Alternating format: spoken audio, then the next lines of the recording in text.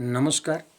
आज म नेपालीमा शब्द कसरी लेख्ने भनेर भिडियो लिएर आएको छु। यहाँहरूलाई मन पर्यो भने लाइक, कमेन्ट र सेयर गर्न सक्नुहुनेछ। नेपालीमा तीनटा कुरालाई याद गर्नुहोला। नेपाली लेख्दाखेरि सबभन्दा पहिला डिका सिधा हुनुपर्छ, घाँटी बराबर हुनुपर्छ र खुट्टा बराबर हुनुपर्छ।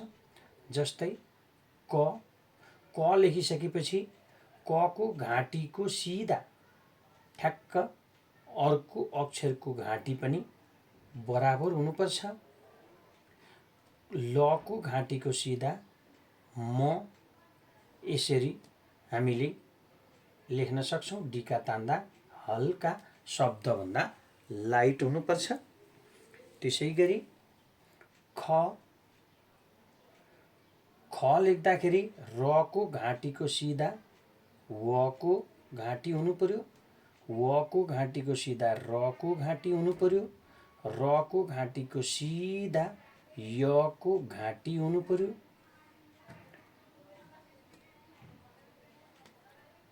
खरायो। त्यसै गरी ग को घाँटीको सिधा म को घाँटी हुनु पर्यो, म को घाँटीको सिधा ल को घाँटी हुनु पर्यो। गमला। त्यसै गरी घ को घाँटीको सिधा र को घाँटी हुनु पर्यो र न को घाँटीको सिधा ङ को घाँटी हुनु पर्यो। यसरी हामीले लेख्न सक्छौँ। त्यसै गरी हामीले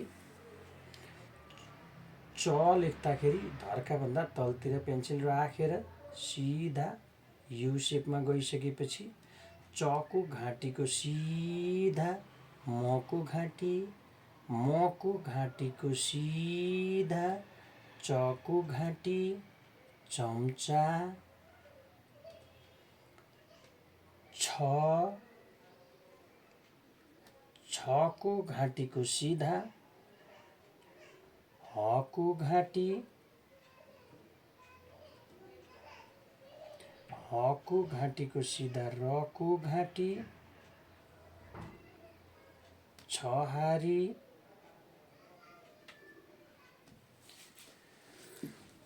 ज को घाँटीको सिधा र को घाँटी, र को घाँटीको सिधा य को घाँटी, जरायो।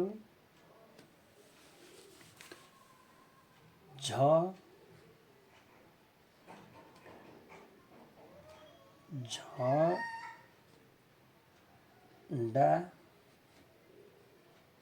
झन्डा। त्यस्तै म को सिधा य को घाँटी, य को सिधा च को घाँटी। डिका तान्दा हल्का तान्दिनु होला। त्यस्तै ट छोटो घाँटी, ट को सिधा प को छेउमा र एउटा अक्षर लेखिसकेपछि अर्को अक्षर लेख्दा नछुने गरी नजिकै लेखिदिनु होला। ठ को घाँटीको सिधा म को घाँटी, म को घाँटीको सिधा ल को घाँटी, ठमेल। ड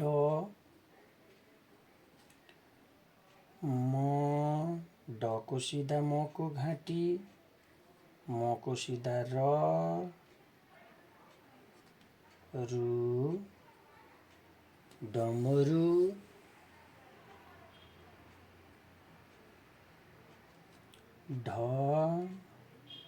ढको सिधा डको घाँटी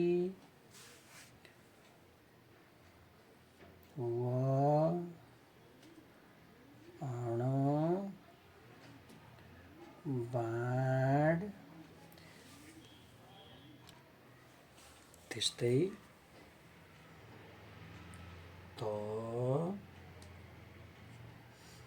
तको घाँटीको सिधा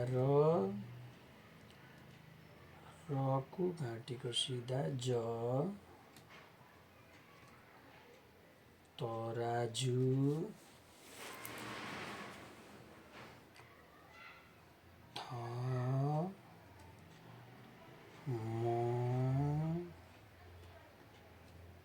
यहाँबाट रेफ मको सिधा रको घाँटी रको सिधा सको घाँटी थर्मस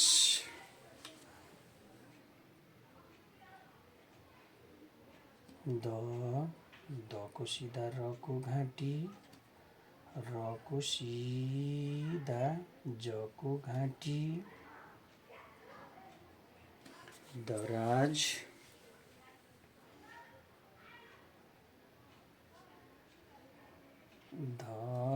धको सिधा नको घाँटी नको सिधा सक ठ्याक्क मिलाएर लेख्नु होला। त्यस्तै गरी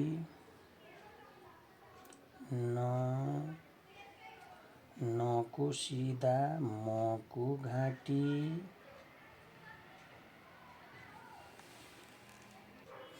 त्यसै गरी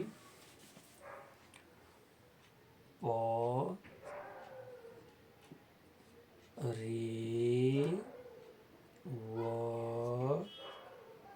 आकार परेवा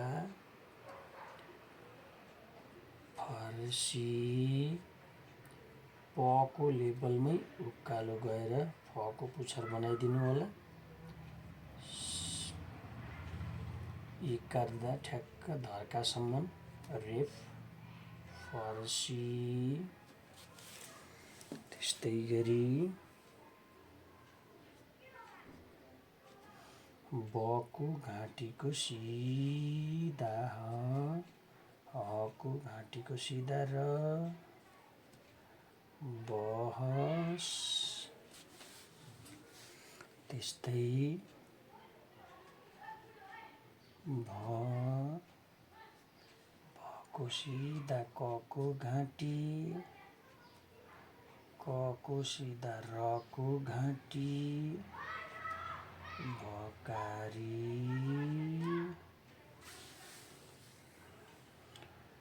त्यस्तै मको घाँटीको सिधा कको घाँटी बनाइदिनु होला।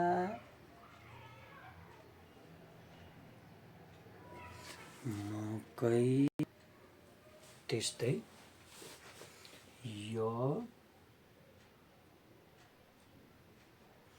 नदी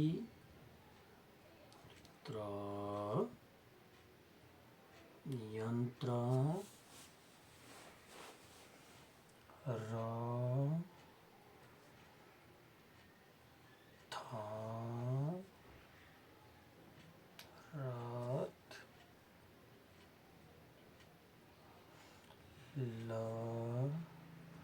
लको सिधा रको घाँटी लसुन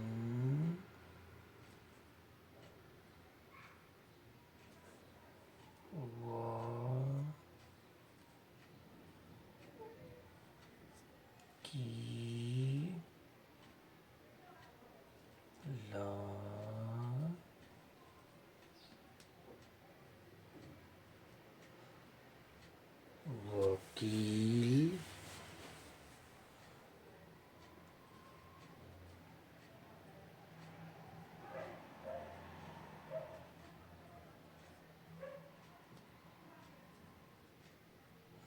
शङ्ख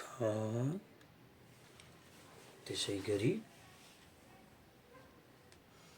षट्कोण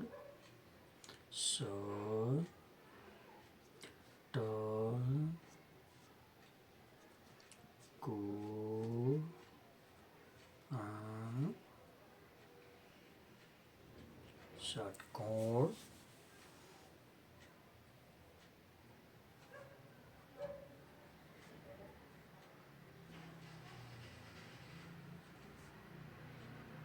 सलाई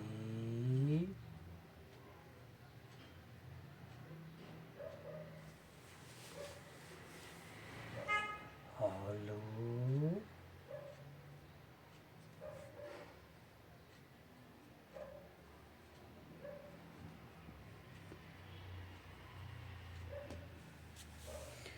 क्षेत्र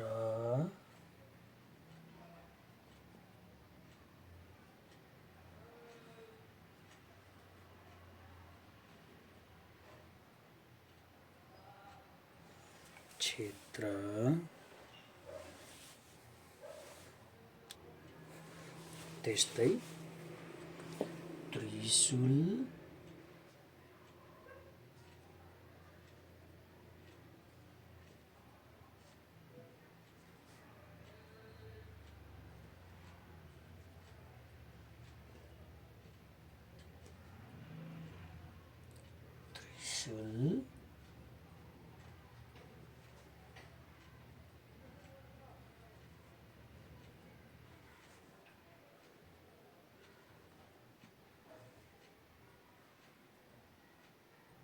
ज्ञानी। ल हजुरहरूले कदेखि ज्ञसम्म कसरी शब्द लेख्ने भनेर पक्कै पनि तपाईहरुले हेर्नुभयो। मलाई विश्वास छ अब यसलाई राम्ररी अभ्यास गर्नुहोला। तपाईहरुले नेपालीमा हस्तलेखन राम्रो बनाउन सक्नुहुन्छ। धन्यवाद।